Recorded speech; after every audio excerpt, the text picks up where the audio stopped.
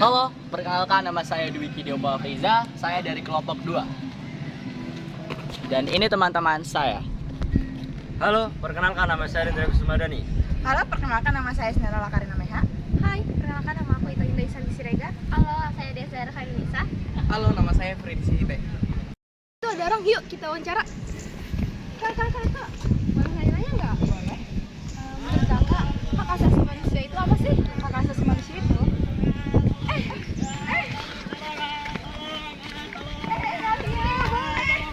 itu melanggar HAM tahu. HAM. Jadi, HAM itu merupakan hak asasi manusia yang bersifat universal. Jadi mau ras, suku maupun agama, mereka berhak hidup untuk damai. Jadi, hak asasi manusia merupakan hak yang bersifat universal. Jadi setiap orang memiliki hak untuk menjalani kehidupannya secara damai. Apa sih ini berisik-berisik? Ini kan masih lingkungan kampus. Apa sih lo sipet ikut-ikutan aja? Kamu nggak boleh kayak gitu. Itu tuh termasuk rasisme. Kalian tahu nggak sih perbuatan tadi itu termasuk bullying dan rasisme. Itu tuh melanggar hak asasi manusia dalam pasal Undang-Undang Dasar pasal 28A, 28B, 28C, dan 28D tentang mempertahankan hidup dan keberlangsungan hidup. Oke, hari ini aku bakal wawancara salah satu mahasiswa dari Politeknik APB Jakarta. Boleh tahu kah siapa namanya? Nama aku Alfiana Dwi Putri Maulana. Aku dari Prodi Manajemen Logistik dan aku sekarang lagi di semester 3. Aku boleh tanya-tanya nggak kamu soal Boleh. menurut kakak hak asasi manusia itu apa sih? Hak asasi manusia yang aku tahu ya, hak asasi manusia yang aku tahu itu berkaitan dengan hak yang dimiliki oleh setiap manusia atau orang-orang yang ada di Indonesia. Itu jadi kayak misalnya setiap manusia dia punya hak, kayak dia harus berbicara seperti apa, bertindak seperti apa, mereka punya hak seperti itu.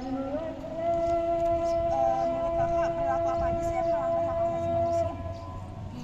Kalau misalnya kita lihat dari kehidupan sehari-hari itu masih lumayan banyak ya. Kayak misalnya kita ada diskriminasi antara mayoritas ataupun minoritas.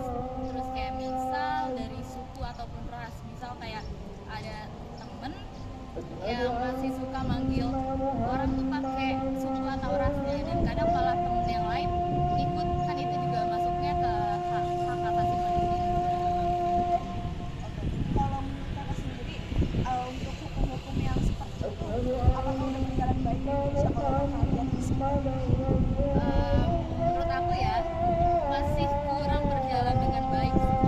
Soalnya yang kayak tadi udah aku bilang, kalau misalnya ada temen kita yang pakai nama panggilan segala macam, itu malah bukan temennya itu ngasih tahu, tapi justru malah dia tuh kayak ngikut, justru malah ngikut manggilnya dengan sebutan itu, kayak sapaannya gimana. Jadi menurut aku buat hak asasi manusia di lingkup deket aja tuh masih belum berjalan dengan baik. Itu sekedar seputar HAM yang kak Ana tahu. Jadi cukup sekian, kita lanjut lagi. Kak. Boleh dong.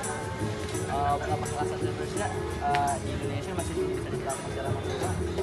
Mungkin dari ini sih, dari kondisi keadaan keadaan sekitar juga kan, mungkin dengan tingginya kasus kriminalitas, jadi kasus HAM itu masih kurang bisa diiniin. Terus dari aparatnya juga mungkin kurang untuk dalam penegakan HAM ya.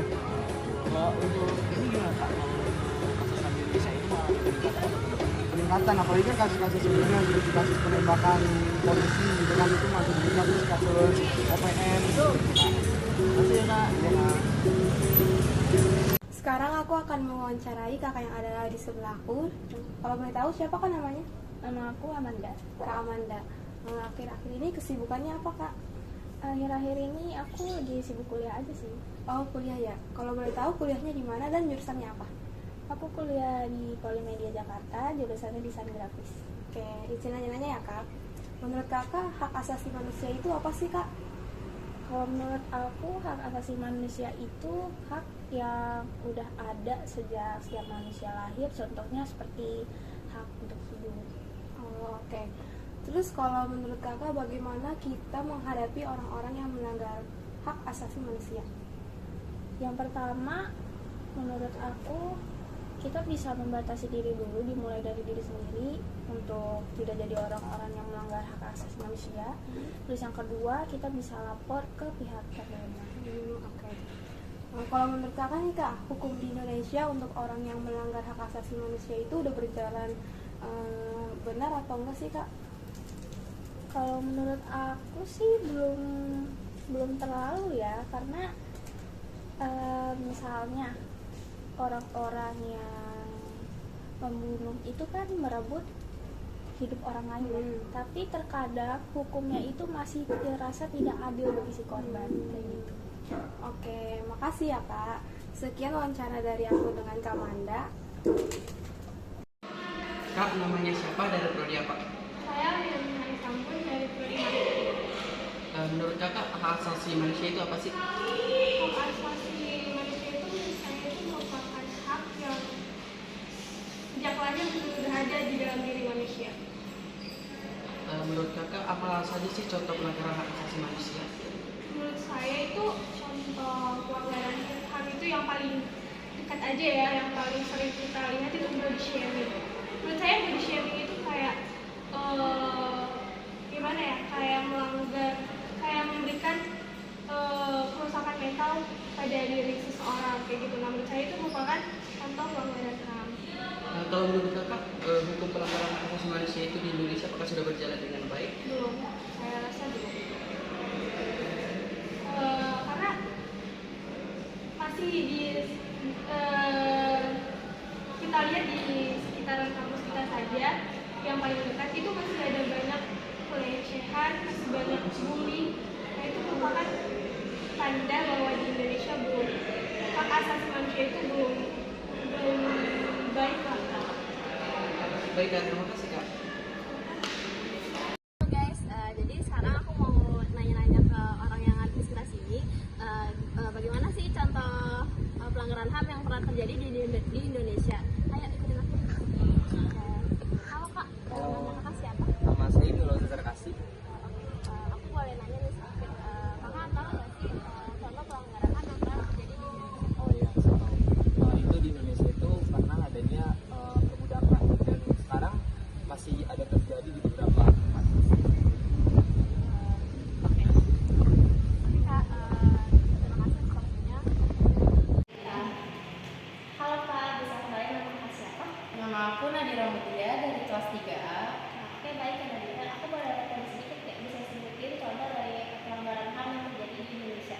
Oke, baik. Pelanggaran HAM yang terjadi di Indonesia itu yang pertama ada pelanggaran hak asasi atas privasi. Terus yang kedua itu ada hak diskriminasi ras. Oke, baik Kak Nadira. Atas waktunya. Sama-sama.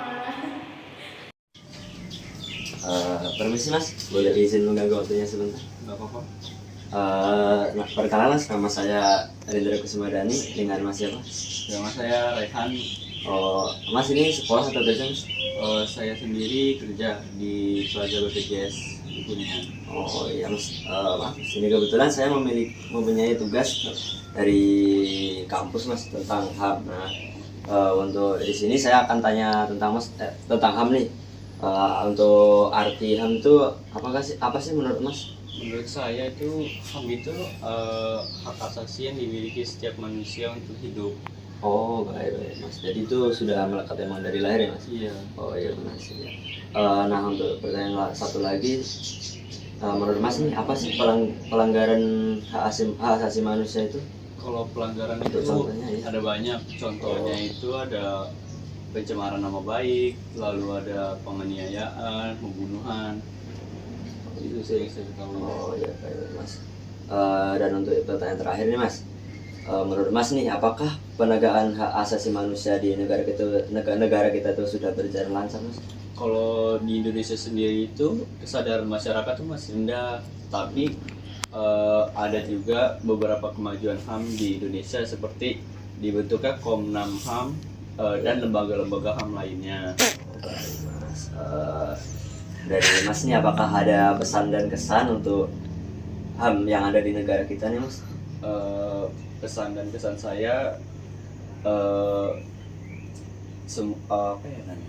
semoga HAM ini dilindungi kita semua lah. Oh iya baik mas. Ya udah, Mas, terima kasih untuk waktunya, baik ya. Ya, makasih ya. Ya. Jadi, hak asasi manusia tidak dapat dibedakan atau dipisahkan. Setiap individu berhak mendapatkan hak asasi yang ada tanpa membedakan satu sama lain. Dan hak asasi saling berkaitan dan berhubungan. Jadi penegakan hak asasi manusia merupakan tanggung jawab dari berbagai semua pihak, baik pemerintah, masyarakat maupun individu lainnya. Dengan penegakan hak asasi manusia yang kuat, maka setiap manusia dapat hidup dan berkembang secara utuh, serta masyarakat adil dan sejahtera. Sekian dari kelompok kami. Bila ada kesalahan dan kekurangan mohon dimaafkan. Wassalamualaikum Wassalamualaikum warahmatullahi wabarakatuh.